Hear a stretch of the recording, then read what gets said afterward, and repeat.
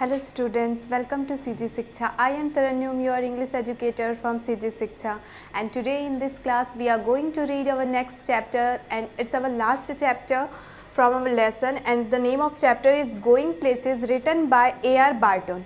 Okay आज के इस क्लास में हम क्लास 12 के फ्लैमिंगो बुक का जो कि हमारे लेसन के सेक्शन में से चैप्टर 8 लास्ट सेक्शन है और लास्ट चैप्टर है वो रीड करने वाले हैं, जिसका नेम है गोइंग प्लेसेस, जिसको A.R. बॉर्टन ने लिखा हुआ है। सो स्टूडेंट्स, इस चैप्टर में हम किसके बारे में पढ़ने वाले हैं? इस चैप्टर में हम पढ़ने वाले हैं सोफ़ी और जैंसी, जो कि बहुत अच्छे एक दोस्त रहते हैं। इन दोनों के बारे में इस चैप्टर में हम रीड करने वाले हैं। सोफ़ी और जैंसी, एक जो रहती है वो एकदम रियलिस्टिक गर्ल होती है। मतलब रियलिस्टिक का मतलब हम क्या समझते हैं? वो जो रियल लाइफ पे बिलीव करती है। दूसरी जो होगी वो कौन होगी? इमेजिनरी, मतलब बोल सकते हैं कि वो सपनों की दुनिया में जीती है कि मैं ये कर सकती हूँ, मैं ये भी कर सकती हूँ और मैं इस चीज़ को आगे ये कर सकूँगी। मीन्स बोल सकते हैं कि अपना इमेजिनरी वर्ल्ड में। और दूसरी तरफ जो उसकी एक फ्रेंड रहेगी वो क्या रहती है? रियलिस्टिक, मतलब रियल लाइफ में जो चीज़ चल रहा है वो उसको लेकर के सोचती कि क्या वो ये चीज़ अगर करने का सोच रही है तो क्या उसके लाइफ में ये चीज़ होना पॉसिबल है। तो इस तरीके से हम इस चैप्टर में रीड करने वाले हैं, जिसमें टू फ्रेंड्स सोफ़ी एंड जैंसी के बारे में दिया हुआ है और सोफ़ी जो है उसके फैमिली के बारे में भी बताया गया है। सो बिना देरी किए स्टार्ट करते हैं हमारा ये चैप्टर। और सबसे पहले हम अबाउट द ऑथर रीड करते हैं। सो A.R. Barton is a modern writer who lives in Zurich and writes in English. A.R. Barton जो है वो कि हमारे एक मॉडर्न राइटर हैं जो कि ज्यूरिक में रहा करते थे एंड वो इंग्लिश में ही मोस्टली लिखा करते थे।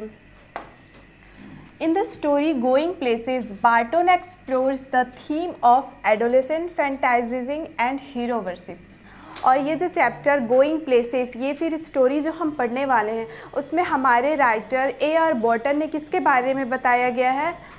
एडोलेसेंट। एडोलेसेंट मीन्स क्या होता है? हमारा युवावस्था। ठीक है, जैसे कि मैंने आपको चैप्टर के स्टार्टिंग में ही मेंशन किया है कि टू फ्रेंड्स के बारे में बताया गया है कि हम जब अपना स्कूल पास आउट कर लेते हैं, एक्चुअल में जब हम अपना करियर के बारे में सोचते हैं तो ये क्या होता है? हमारा एडोलेसेंस होता है, मीन्स हमारा युवावस्था होता है। इस टाइम पे इस स्टोरी में पूरा दिया गया है। सो स्टार्ट करते हैं हमारा ये स्टोरी और जानते हैं कि एक्चुअल में इस स्टोरी में क्या दिया गया है। Okay, when I leave, Sophie said, coming home from school, I am going to have a boutique. Jensel, linking arms with her along the street, looked doubtful. अब जैसे कि मैंने आपको स्टार्टिंग में बताया था, टू फ्रेंड्स, यस, क्या क्या नेम था उनका? Sophie and Jancy. तो जैसे उन लोग स्कूल से जब निकल जाते हैं, आते रहते हैं, तो जो सोफ़ी है वो बोलती है कि अब मैं स्कूल कंप्लीट हो जाने के बाद वो क्या करेगी? अपना खुद का एक बुटीक खोलेगी। ठीक है, बुटीक हमको पता है कि बुटीक क्या होता है? एक शॉप होता है जिसमें हमारे सारे एसेसरीज़ होते हैं, चाहे वो ड्रेस का हो, चाहे हमारा पर्सनल हाइजीन का हो, या फिर जो भी एसेसरीज़ हम यूज़ करते हैं। तो सोफ़ी जो है वो बोलती है कि आफ्टर स्कूल, मतलब स्कूल कंप्लीट होने के बाद वो अपना एक बुटीक ओपन करेगी। तो जो उसकी फ्रेंड रहती है जैंसी, वो एक दूसरे का दोनों हाथ पकड़कर स्ट्रीट पे, गली पे चलते रहते हैं और जैंसी जो रहती है वो थोड़ी सी डाउटफुल दिखाई देती है। क्यों? क्योंकि जो जैंसी रहती है वो क्या रहती है? एक रियलिस्टिक गर्ल रहती है। वो रियल लाइफ पे बिलीव करती है कि क्या वो सच में ये चीज़ अपने लाइफ में कर सकती है, तब वो उस चीज़ के बारे में सोचेगी।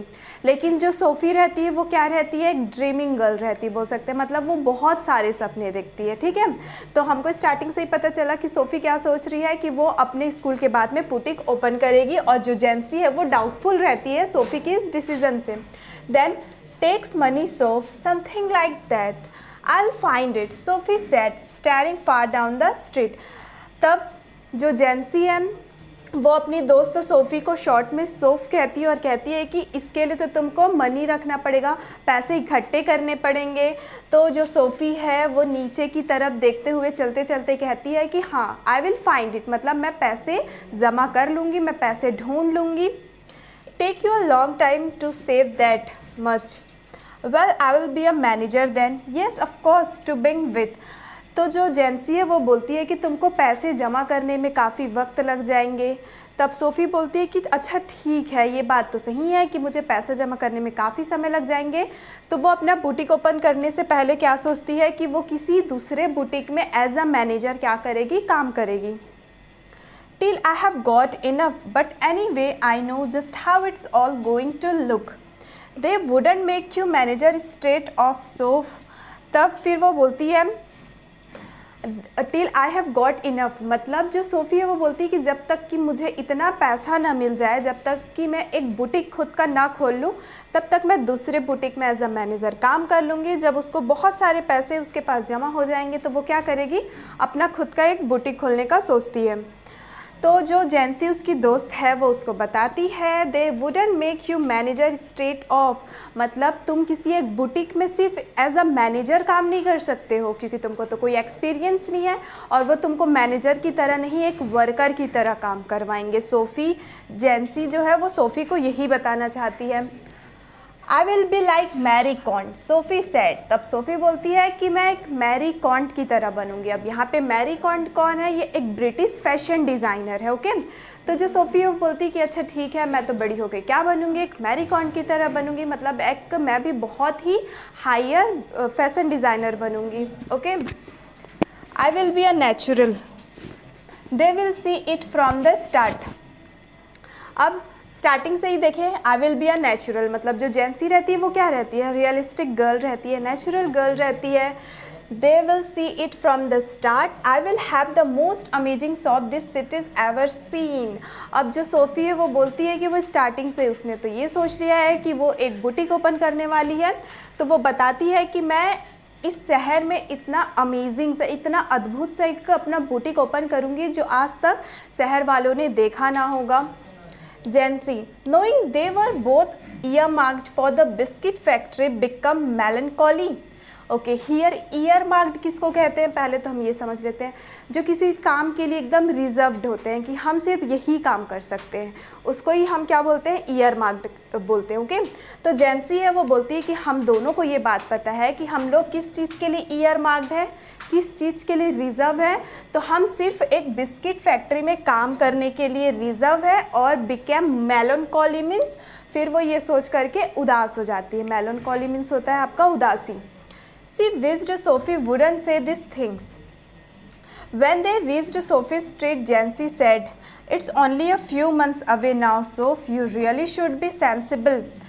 She wished Sophie wouldn't say these things. और जो जैंसी है वो ये चाह रही थी, ये सोच रही थी कि सोफ़ी जो है ये सारी बातें ना कहे, ये सारी बातें ना करे, क्योंकि जैंसी जो है उसको पता है कि उन लोग जो हैं ये सारे चीज़ नहीं कर सकते, ये सारे काम नहीं कर सकते, उनके रियल लाइफ में ये पॉसिबल ही नहीं है। इसलिए जैंसी सोचती थी, या फिर जैंसी ऐसा सोच रही थी कि सोफ़ी को ये सारी बातें नहीं कहनी चाहिए थी कि वो एक बुटीक खोल लेगी, क्योंकि वो सिर्फ उसका ड्रीम है। उन लोग तो सिर्फ एक बिस्किट फैक्ट्री में काम करने के लायक है। ठीक है, और जैसे ही जो सोफ़ी है वो इस स्ट्रीट से अब जाते रहती है अपने घर की ओर, तब उस वक्त जैंसी सोफ़ी से कहती है कि कुछ मंथ ही रह गए हैं सोफ़, ठीक है, तुमको अब थोड़ा सा सेंसिबल हो जाना चाहिए, थोड़ा सा पंक्चुअल हो जाना चाहिए, अब तुमको समझदार होना चाहिए। सिर्फ अपने ख्वाबों की दुनिया में, मतलब जो सपने वो देखते रहती है उससे बाहर आकर के उसको अपने रियल लाइफ में जीना चाहिए। जैंसी जो है वो सोफ़ी से ये सारी बातें कहना चाहती है। Then they don't pay well for shop work, you know that your dad would never allow it. तब जो जैंसी है वो सोफ़ी से फिर कहती है दे don't pay well for shop work, मतलब अगर तुम किसी बुटीक में एज अ मैनेजर काम भी करना चाहती हो और तुम वहाँ काम भी करोगी तो तुमको तुम्हारे काम के इतना पैसा नहीं मिलेगा, और तुमको ये भी बात पता है कि तुम्हारे पापा तुमको कभी भी अलाउ नहीं करेंगे, कभी तुमको परमिशन, अनुमति नहीं देंगे कि तुम किसी दूसरे के बुटीक में जा कर के काम करो। और an actress, now there's a real money in that. तब जैंसी जो है वो तब सोफ़ी जो है वो जैंसी से कहती है कि अच्छा अगर मैं एक्ट्रेस बन जाऊँ तो एक्ट्रेस बनने में तो काफ़ी पैसा होता है। Yes, and I could may be have the boutique on the side. और आगे सोफ़ी ये भी सोच रही है कि वो एक्ट्रेस बन जाएगी, उसको काफ़ी पैसा मिल जाएगा और वो अपना साइड बिजनेस, बुटीक खोल करके वो अपना साइड बिजनेस भी कर सकती है। Actress don't work full time do the. तब सोफ़ी जो है वो जैंसी से पूछती है कि एक्ट्रेस जो होते हैं वो तो सारा दिन काम नहीं करते हैं, है ना। Then any way that or a fashion designer you know something a bit sophisticated। तब जो है वो बताती है आगे दैट और a fashion designer you know something a bit sophisticated, मतलब जो जेंसी है वो सोफ़ी को ये कहना चाहती है कि फैशन डिज़ाइनर बनना, ठीक है, तुमको ये बात पता है कि फैशन डिज़ाइनर बनना बहुत ज़्यादा सोफिस्टिकेटेड है। सोफिस्टिकेटेड मीन्स जटिल होना, कोई कार्य बहुत ज़्यादा कठिन होना। And she turned in through the open street door, leaving Jancis standing in the rain. If ever I come into money, I will buy a boutique. If you ever come into money, you will buy us a blessed decent house to live in. Thank you very much. अब उसके बाद क्या होता है, जैसे ही उन लोग बातचीत करते रहते हैं कि फैशन डिज़ाइनर बनना बहुत ज़्यादा सोफिस्टिकेटेड है, बहुत डिफ़िकल्ट है, उसके बाद वो वहाँ से स्ट्रीट डोर पे मतलब दरवाजे के बाहर ही स्ट्रीट पे छोड़ देती है। और जो जेंसी रहती है वो बारिश में बाहर खड़ी हुई रहती है।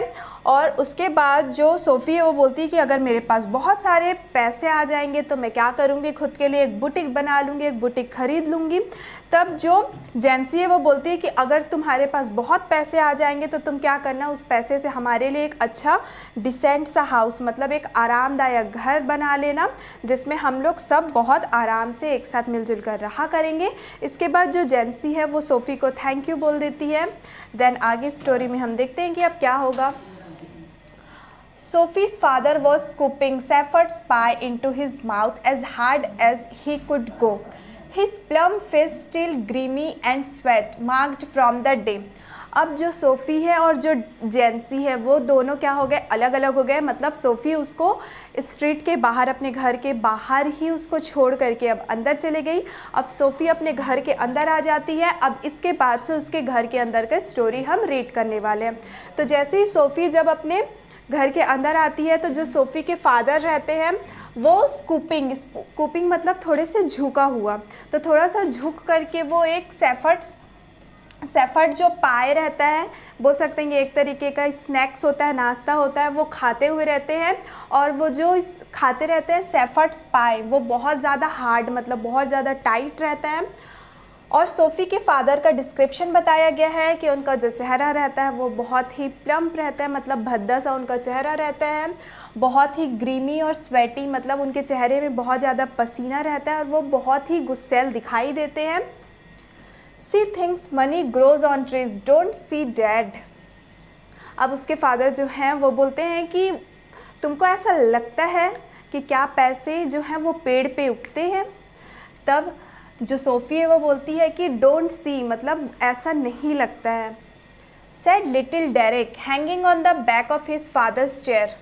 ओके, अब ये बात कौन बोल रहा है, डेरिक। डेरिक कौन है यहाँ पे, डेरिक जो है वो सोफ़ी का छोटा भाई रहता है। तो ये चीज़ सोफ़ी ना कह करके जो डेरिक रहता है वो कहता है कि जो सोफ़ी है, सोफ़ी को ऐसा लगता है फादर कि क्या बोलते हैं जो आपका पैसा होता है वो तो पेड़ पे उगता है, और क्या ऐसा है।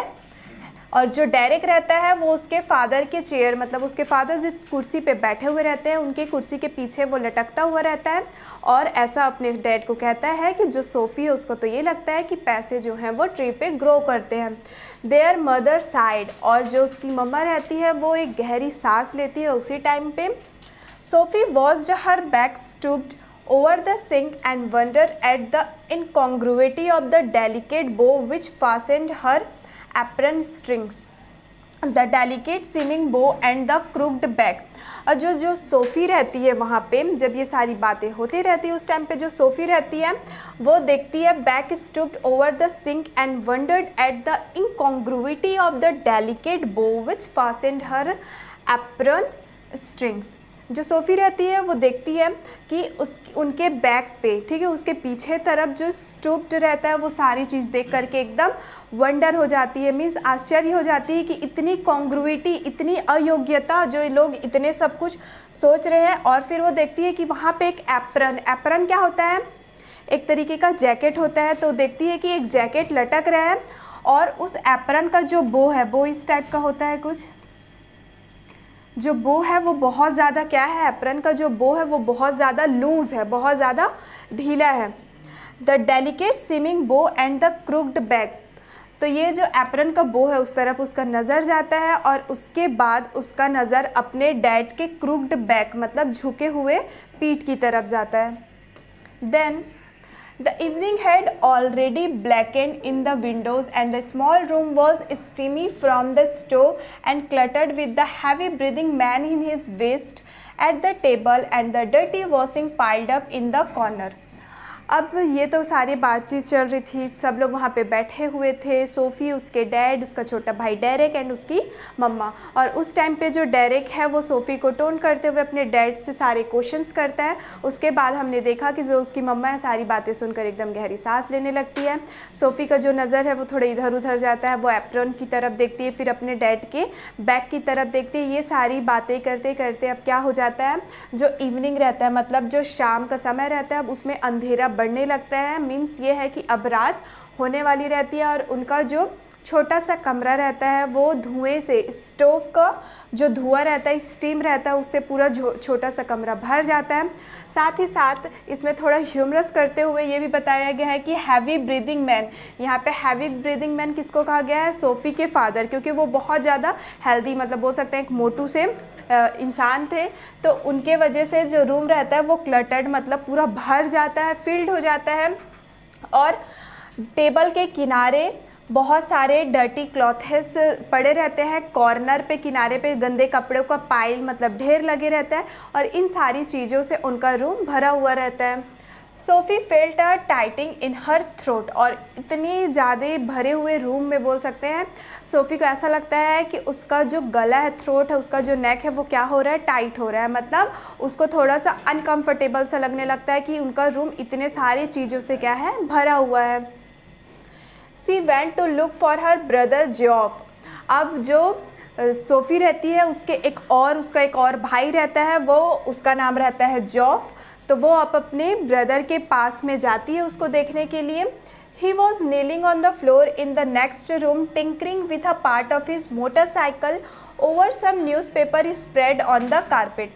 जैसे ही सोफ़ी अपने ब्रदर जॉफ के पास जाती है तो वो देखती है कि उसका जो ब्रदर है जॉफ वो अपने घुटने के बल में बैठा हुआ है और वो क्या कर रहा है, मोटरसाइकिल के कुछ पार्ट को क्या कर रहा है, यूज़ कर रहा है, उस पर काम कर रहा है और नीचे कारपेट पे वो एक न्यूज़पेपर को क्या कर लिया है, स्प्रेड कर लिया है। मतलब जो कारपेट बिछा हुआ है उसके ऊपर में वो न्यूज़पेपर बिछा लिया है और न्यूज़पेपर के ऊपर वो नील डाउन होकर के मतलब घुटने के पल बैठ करके वो मोटरसाइकिल का कुछ रिपेयरिंग का वर्क कर रहा है। He was 3 years out of school, an apprentice mechanic travelling to his work each day to the far side of the city. अब जो जॉफ रहता है उसको स्कूल पास आउट किए हुए लगभग से 3 साल हो जाए रहते हैं। वो एक अप्रेंटिस मैकेनिक मतलब बोल सकते हैं प्रशिक्षुक, जो अभी मैकेनिक का काम सीख रहा होता है, तो वो मैकेनिक का काम सीखते रहता है, काम करता है एज अ मैकेनिक, और वो अपना काम करने के लिए सिटी से, उस शहर से बहुत दूर तक वो ट्रैवलिंग करके मतलब सफ़र करके बोल सकते हैं उस सिटी के लास्ट कोने तक वो क्या करता है, अपना मैकेनिक का काम करने के लिए वो जाता है। He was almost grown up now, and she suspected area of his life about which she knew nothing। अब जो जॉफ रहता है वो लगभग से ग्रो मतलब वो अब बड़ा हो जाए रहता है और जो उसकी सिस्टर सोफ़ी रहती है उसको नहीं पता होता है जॉफ के लाइफ के बारे में कि वो एक्चुअल में कौन से जगह में जा कर के काम करता है, वो उसके बारे में कुछ भी नहीं जानते रहती है। About which he never spoke, क्योंकि कभी भी जॉफ ने अपने एरिया के बारे में मतलब वो कहाँ काम करता है, कहाँ जाता है, इन सब के बारे में कभी भी जॉफ ने नहीं बताया रहता है। He said little at all ever voluntarily, ठीक है, वॉलंटरली का मतलब होता है अपनी स्वेच्छा से, अपनी मर्जी से। तो जो जॉब रहता है वो अपनी मर्जी से बोल सकते हैं थोड़ी थोड़ी बातें ही बताया करता था, इसलिए सोफ़ी को नहीं पता था कि एक्चुअल में वो वर्क करने कहाँ जाता है। Words had to be prized out of him like stones out of the ground। Okay जो जॉब का यहाँ पे क्वालिटी बताया गया है कि अगर जॉब के हम बारे में अगर हम बात करें तो जॉब से अगर कुछ वर्ड मतलब कुछ भी शब्द अगर उसे उगलवाना है तो इतना मुश्किल है वो, जिस तरीके से हमको ग्राउंड से स्टोन निकालना, ठीक है, ज़मीन से पत्थर निकालने के जैसा मुश्किल है जॉब से कुछ भी बातों को बाहर निकलवाना। And she was jealous of his silence, और जो सोफ़ी है वो अपने भाई की साइलेंस से, उसकी इस चुप्पी से बहुत ज़्यादा जला करती थी कि उसका भाई इतना ज़्यादा चुप क्यों रहता है। When he wasn't speaking, it was as though he was away somewhere out there in the world, in those places she had never been. और जब जॉब कुछ भी बात नहीं करते रहती है, ठीक है, जब जॉब कुछ भी बात नहीं करते रहता है उस टाइम पे सोफ़ी जो रहती है उससे जेलस करती है कि उसका भाई कुछ भी नहीं बताता है कि वो कब कहाँ जाता है, इस दुनिया के कौन से कोने पे वो काम करता है जिस कोने पे आज तक सोफ़ी नहीं गई है। Then whether they were only the outlying districts of the city or places beyond in the surroundings country, who knew। तब जो सोफ़ी है वो अपने आप में बात करने लग जाती है कि पता नहीं उसका भाई कौन से आउटलाइन डिस्ट्रिक्ट मतलब उस ज़िले के लास्ट कोने पे दूर पे जाके काम करता है, या फिर पता नहीं वो कौन से कंट्री कौन से देश के आसपास में रह कर के काम करता है, कौन जानता है ये सारी बातें कि जॉब एक्चुअल में कहाँ जाके काम करता है। They attended a special fascination simply because they were unknown to her and remained out of her reach। ठीक है, जो जॉब है जहाँ भी वो काम करता था वो सोफ़ी से बहुत बोल सकते हैं इतना छुपा हुआ चीज़ था कि सोफ़ी को पता ही नहीं था। आउट ऑफ हर रीच मतलब सोफ़ी के पहुँच से बाहर था कि उसका ब्रदर जॉब एक्चुअल में काम कहाँ करता है और काम करने के लिए वो उस सिटी में कहाँ पे जाता है। Perhaps there were also people, exotic, interesting people of whom he never spoke. It was possible, though he was quiet and didn't make new friends easily। तब जो सोफ़ी है वो आगे और सोचने लग जाती है जॉब के बारे में कि हो सकता है कि उसके लाइफ में कुछ लोग होंगे, कोई एग्जॉटिक से पीपल होंगे, मतलब कोई अनोखे से स्पेशल टाइप के लोग होंगे, कुछ लोग होंगे जो बहुत ज़्यादा इंटरेस्टिंग होंगे जिनके बारे में जॉब उन लोगों को कभी बताया नहीं है। हो सकता है कि ये संभव हो, ये पॉसिबल हो कि उसके लाइफ में ये सारे लोग होंगे। जो कि जॉब है वो बहुत ज़्यादा क्वाइट रहता है, तो ये सोचती है कि वो तो नए फ्रेंड्स आसानी से बनाता नहीं होगा, तो उसके पुराने फ्रेंड्स हैं जिनके फीचर्स शायद ऐसे ऐसे उसके दोस्त हो सकते हैं। सी लॉन्ग टू नो दैम, और ये सारी चीज़ों को सोचते सोचते सोफ़ी को काफ़ी टाइम लग जाता है और वो सोचना चाहती है, जानना चाहती है कि एक्चुअल में जो जॉब है उसका ब्रदर उसके लाइफ में कैसे लोग हैं और वो कहाँ काम करता है। She wished she could be admitted more deeply into her brother's affections and that someday he might take her with him।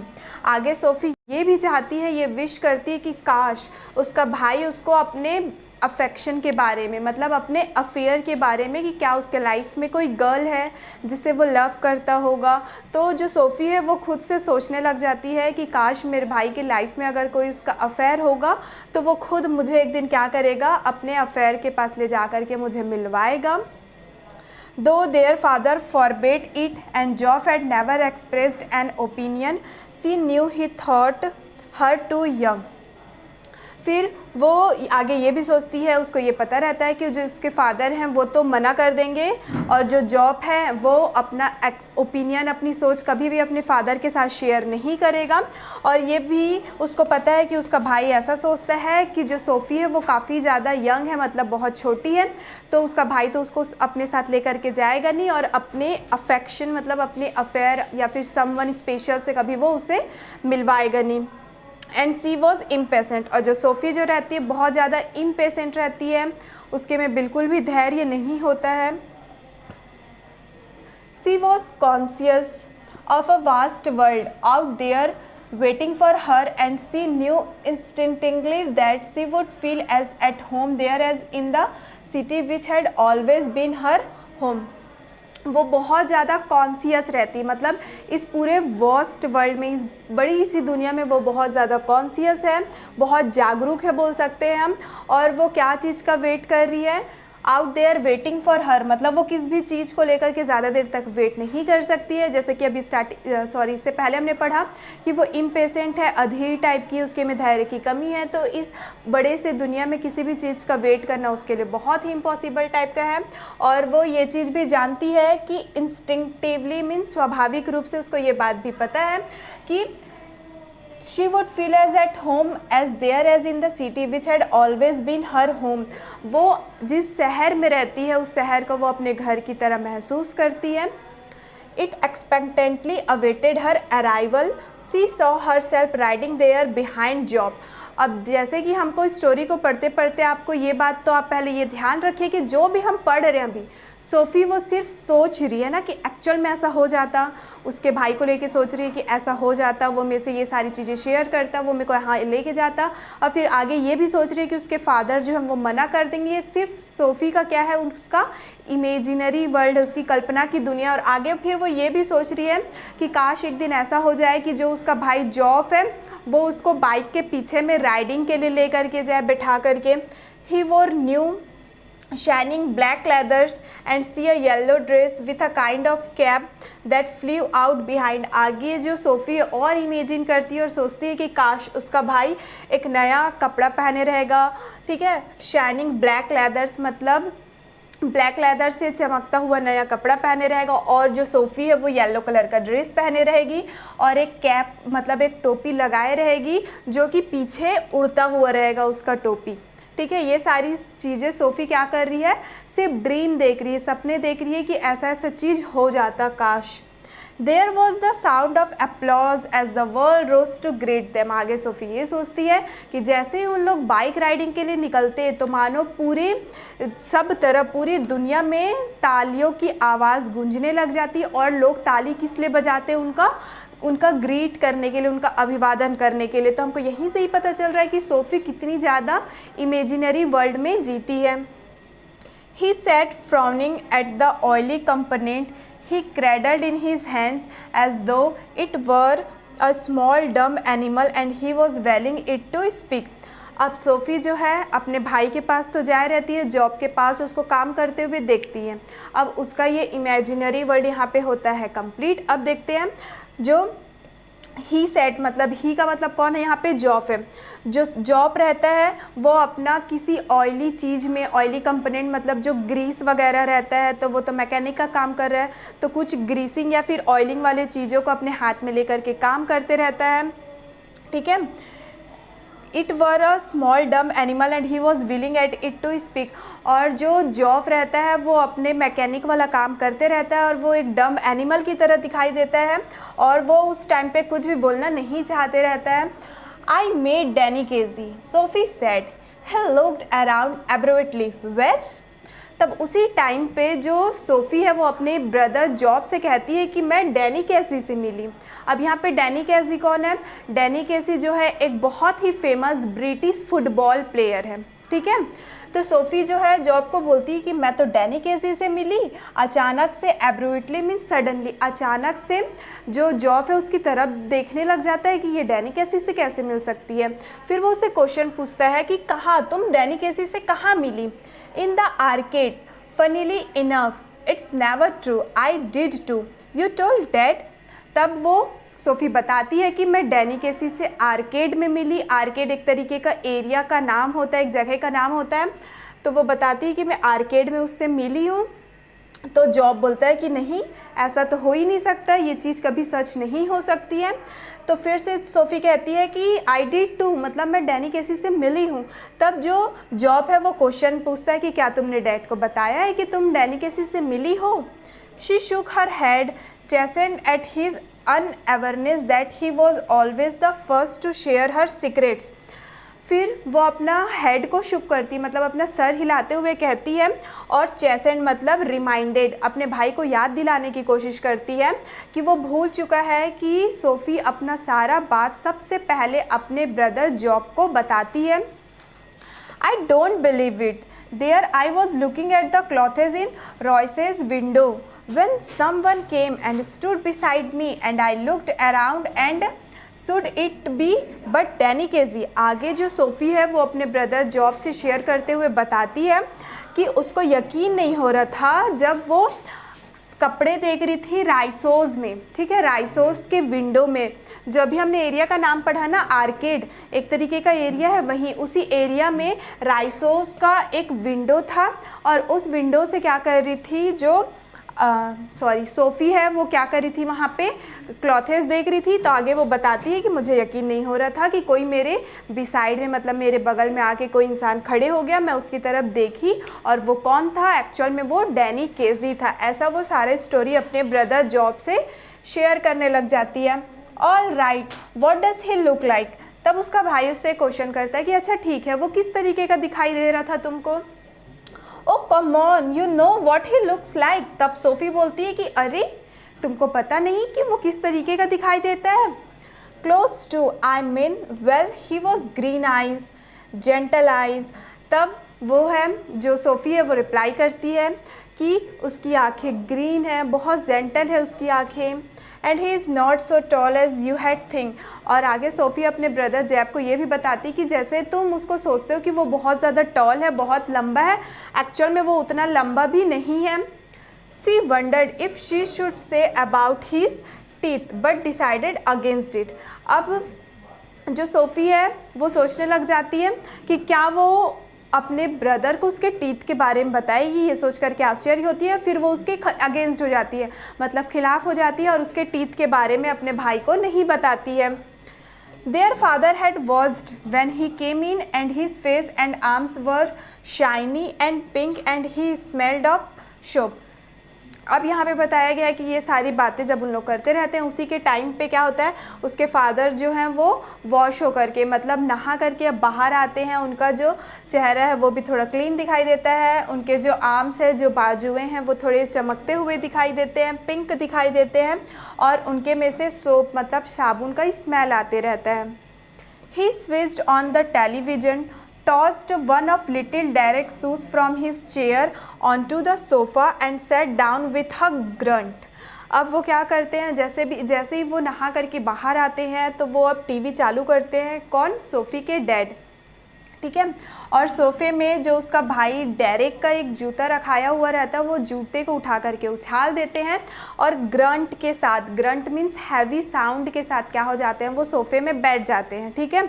अब यहाँ पे ग्रंट क्यों बोला गया है, क्योंकि हमने पढ़ा है कि वो जो सोफ़ी के डैड है वो बहुत ज़्यादा हेल्दी हैं, इसलिए ग्रंट मीन्स हैवी साउंड के साथ। जब एक मोटे इंसान लोगों को हम लोग बैठाए तो कैसे आवाज़ें आती है, एक्चुअल में सेम, ठीक है। SoFi made Danny KG job set, और उसी टाइम पे जॉब अपने डैड को बताता है कि जो सोफ़ी है वो डैनी केजी से मिली है। Sophie wriggled where she was sitting at the table, her father turned his head on his thick neck to look at her. जैसे ही जॉब अपने फादर को बताता है कि सोफ़ी डैनी केसी से मिली है, जो सोफ़ी रहती है वो टेबल के पास, टेबल में बैठी हुई रहती है और उसके जो फादर रहते हैं वो अपने सर को टर्न करते घुमाते हैं सोफ़ी की तरफ देखने के लिए।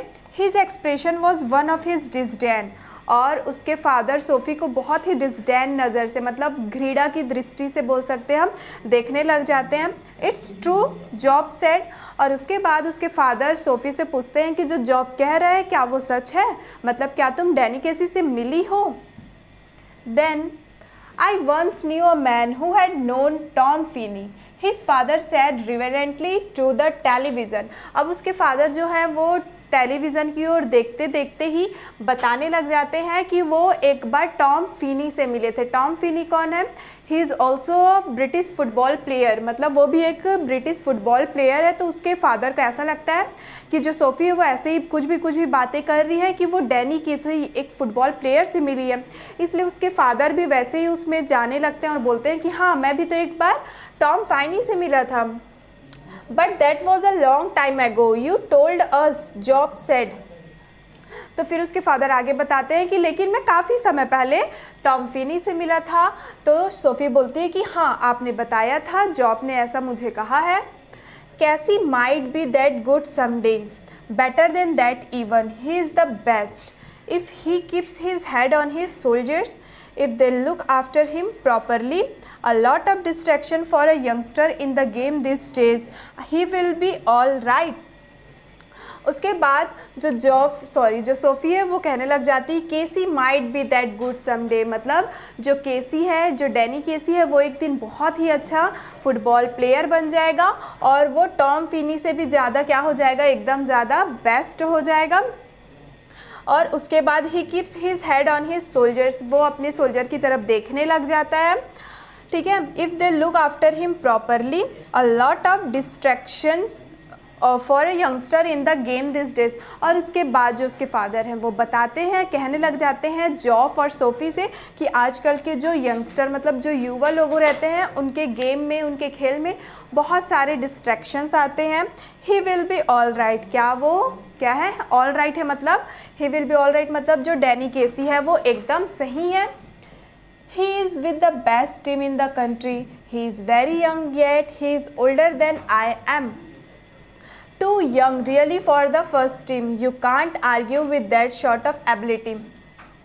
और आगे वो शेयर करते हुए फिर से बोलता है he is with the best team in the country, इस कंट्री के सबसे बेस्ट टीम में है डैनी केसी, ठीक है। वो बहुत ज़्यादा भी यंग भी है और he is older than I am, मतलब ये कौन बोल रहा है, जॉब बोल रहा है कि वो मेरे से बड़ा भी है।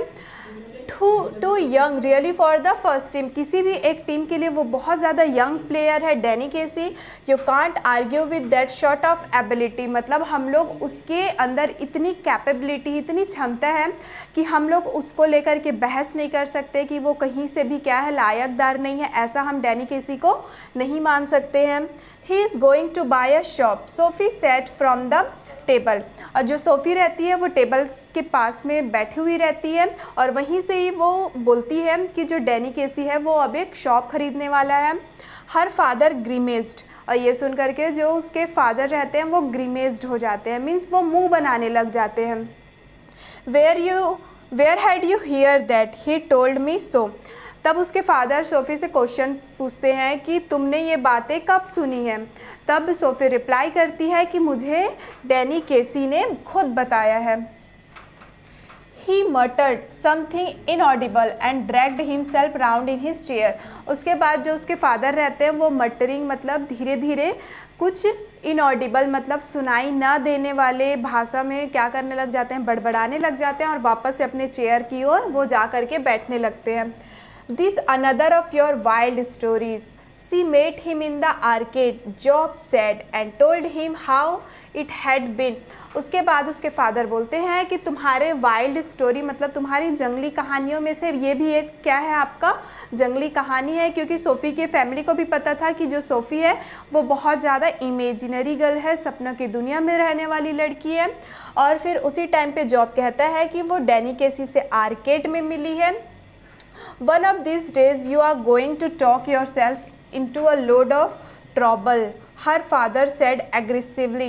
और ये सुन करके उसके फादर क्या हो जाते हैं, एकदम एग्रेसिव टाइप से हो जाते हैं, एकदम गुस्से में आ करके वो सोफ़ी से कहते हैं कि तुम्हारी इन सभी कहानियों की वजह से, जो तुम कहानियाँ बनाते रहती हो, जो तुम सपनों की दुनिया में रहती हो, इसके वजह से तुम खुद को एक दिन क्या कर लोगी, बहुत मुसीबत में खुद तुम फंसा लोगी। Geoff knows it's true don't you Geoff. तब उसके फादर बोलते हैं कि जॉब को पता है कि मैं जो कह रहा हूँ कि तुम अपने आप को फंसा लोगे मुसीबत में, और ये जो जॉब है उसको भी पता है कि ये सच है। डोंट यू जॉब मतलब है ना जॉब, तुमको पता है ना कि ये सच है। ही डोंट बिलीव यू थो ही हैड लाइक टू। आगे ये बताना चाह रहे हैं कि जो जॉफ है और जो उसके फादर है, मीन्स उसके फादर को तो जो सोफ़ी है उसके बाद में यकीन ही नहीं हो रहा था कि वो डैनी केसी से भी कभी मिली है। Then after the table lamp cast an amber glow across her brother's bedroom wall and across the large poster of United's first team squad and the row of coloured photographs beneath, 3 of them of the young Irish prodigy Cassie. Promise you will tell me no one.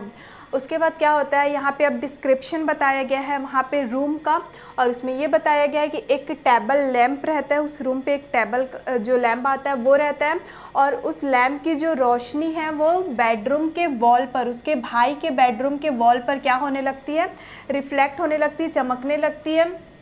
और वहीं पे क्या रहता है, 3 photograph रहता है, ठीक है। कलर फोटोग्राफ रहता है जिसका कलर फोटोग्राफ रॉ पे रहता है, मतलब एक photograph then second then third, इस तरीके का पूरा फोटोग्राफ जो है वो वहाँ पे रहता है। और वो किसका रहता है, तो वो डैनी केसी का रहता है, जो कि क्या रहता है, बहुत ही यंग आयरिश पॉरिजी, मतलब बहुत ज़्यादा वो टैलेंटेड, बहुत ही कैपेबल रहता है डैनी केसी।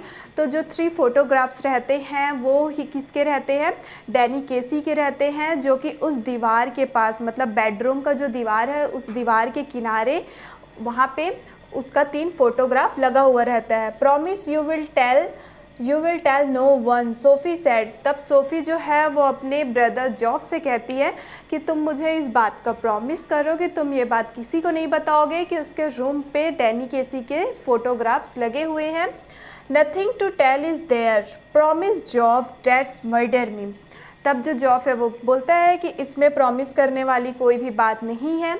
फिर से सोफ़ी जो रहती है वो अपने ब्रदर जॉफ को बोलती है कि फिर भी तुम मुझे प्रॉमिस करो, अदरवाइज़ जो हमारे डैड हैं वो मेरा तो मर्डर ही कर देंगे अगर उनको ये बात पता चलेगी।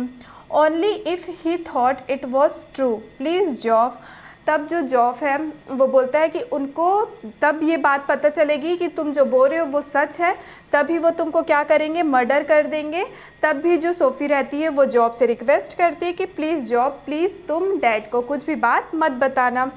Christ Sophie you are still at school, Casey must have strings of girls.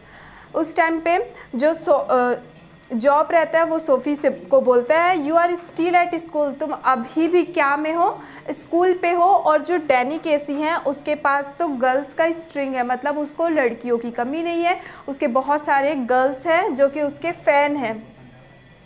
No he doesn't, he could you know that, how could you know that. तब जो सोफ़ी वो बोल देती कि नहीं, उसके पास लड़कियों के बहुत सारे लाइन नहीं लगे हुए हैं। तब जो जॉफ है वो उससे ही जियड, मतलब जो जॉफ है वो उससे पूछने लग जाता है कि तुमको कैसे पता कि उसके पास गर्ल्स की स्ट्रिंग नहीं लगी हुई है, लड़कियों की लाइन नहीं लगी हुई है। ही टोल्ड मी दैट्स हाउ। तब जो सोफ़ी है वो रिप्लाई करती है कि मुझे डैनी केसी ने ही बताया इसलिए मुझे पता है।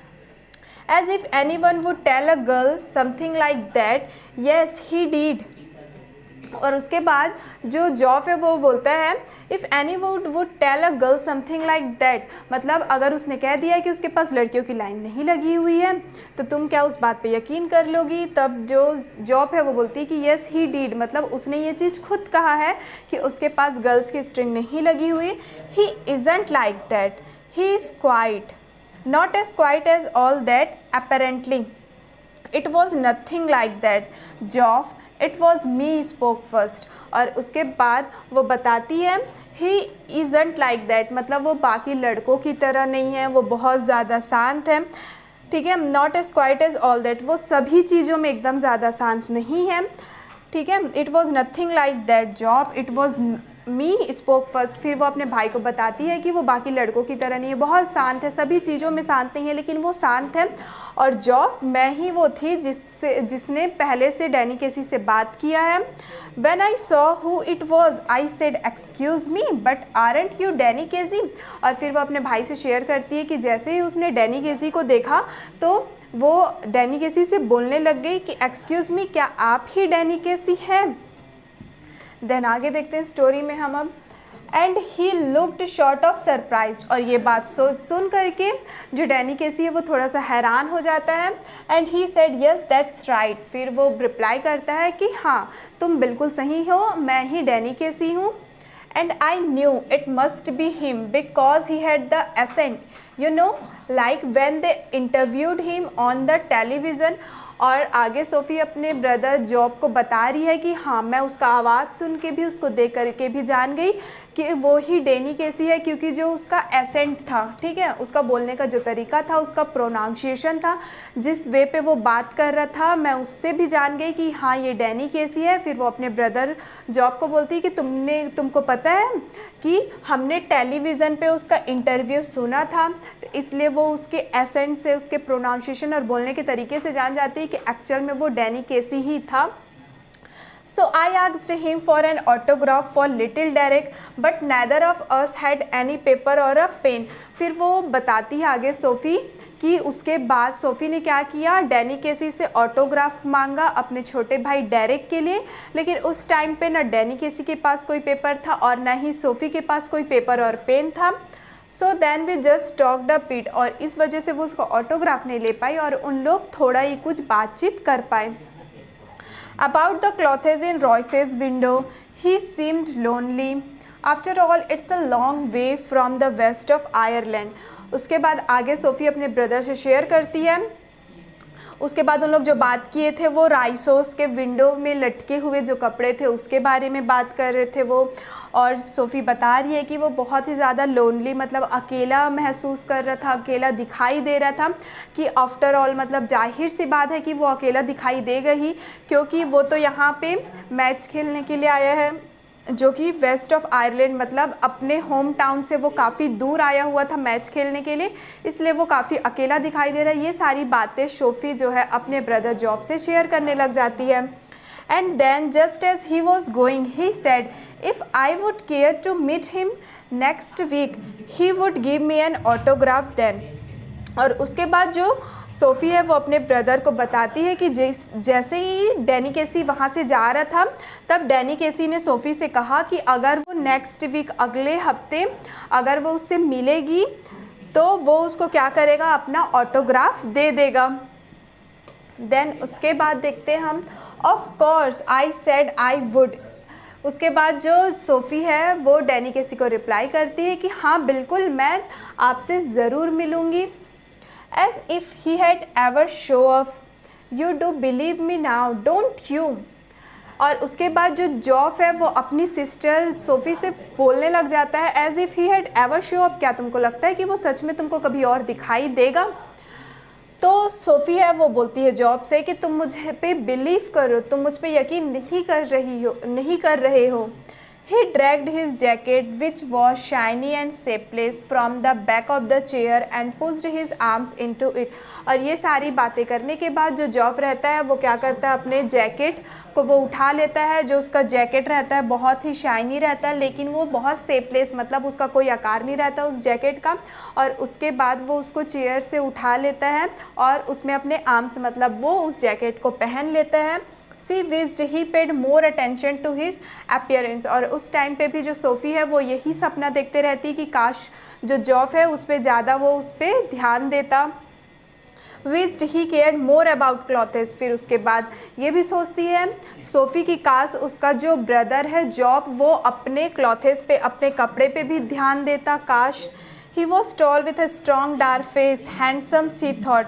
फिर जो सोफ़ी है वो ये भी सोचती है कि मेरा भाई जो है वो बहुत ज़्यादा टॉल है, लंबा है, उसके स्ट्रॉन्ग से डार्क से फेस है। ऑब्वियस ही बात है कि मेरा जो ब्रदर है वो बहुत ज़्यादा हैंडसम है, तो उसको अपने क्लॉथ पे, इन सब चीज़ों पे ध्यान देना चाहिए। ऐसे सोफ़ी जो है फिर से उसका इमेजिनरी वर्ल्ड जो है वो चालू हो जाता है। It's the unlikeliest thing I ever had, he said. और ये सारी बातें जब सोफ़ी बोलते रहती है उस टाइम पे जॉब उसको रिप्लाई करता है कि ये सारी बातें मुझे बिल्कुल भी पसंद नहीं है Soph. Then on Saturday they made their weekly pilgrimage to watch United. अब सैटरडे पे क्या होता है, उन लोग अपना वीकली, मतलब साप्ताहिक पिलग्रिमेज क्या होता है, तीर्थ यात्रा या फिर एक साथ किसी भी चीज़ में हम लोग मिलकर जाते हैं। तो उन लोग अब वीकली अपना प्लान बना लेते हैं अपने पिलग्रिमेज को देखने के लिए। Sophie and her father and little Derek went down near the goal. Geoff as always went with his mates higher up. और उसके बाद उन लोग कहाँ गए हैं अब, तो उन लोग वो फुटबॉल मैच देखने गए हैं डैनी केसी का। उस टाइम पे जो सोफ़ी रहती है, उसके जो फादर रहते हैं और उसका जो लिटिल भाई डेरेक, इन तीनों लोग कहाँ पे बैठते हैं, आपके गोल के पास, ठीक है, जो जहाँ पे गोल करते हैं ना फुटबॉल मैच पे, तो वहाँ पे उन लोग बैठते हैं। और जो जॉब रहता है वो हमेशा की तरह उन लोगों के साथ ना बैठ करके ऊपर वाले सीट में बैठता है। United won 2-0 and Cassie drove in the second goal. A blend of innocence and Irish genius, going round the two big defenders on the edge of the penalty area with her father screaming for him to pass and beating the hesitant goalkeeper from a dozen yards. अब क्या होता है, जो United का जो team रहता है वो क्या कर लेता है, 2-0 से, मतलब 2 और 0 से उन लोग मैच को जीत जाते हैं। जो डैनी केजी रहता है वही अपना सेकंड गोल करने जानता ही रहता है, और उसी टाइम पे उसकी क्वालिटीज़ बताई गई है कि जो डैनी केजी है वो बहुत ज़्यादा इनोसेंस होता है, बहुत ज़्यादा टैलेंटेड और जीनियस पर्सन रहता है, ठीक है। और वो गोल करने जाते रहता है दो बड़े बड़े डिफेंडर से पेनाल्टी एरिया की एज, मतलब पेनाल्टी जो एरिया रहता है ग्राउंड में उसके किनारे किनारे होते हुए वो गोल करने जाते रहता है। और जो सोफ़ी के डैड रहते हैं वो उसको स्क्रीमिंग, मतलब उसको बोल सकते हैं प्रोत्साहित करने के लिए वो चिल्लाने लगते हैं कि डैनी केसी अब क्या करेगा, उसको गोल करेगा।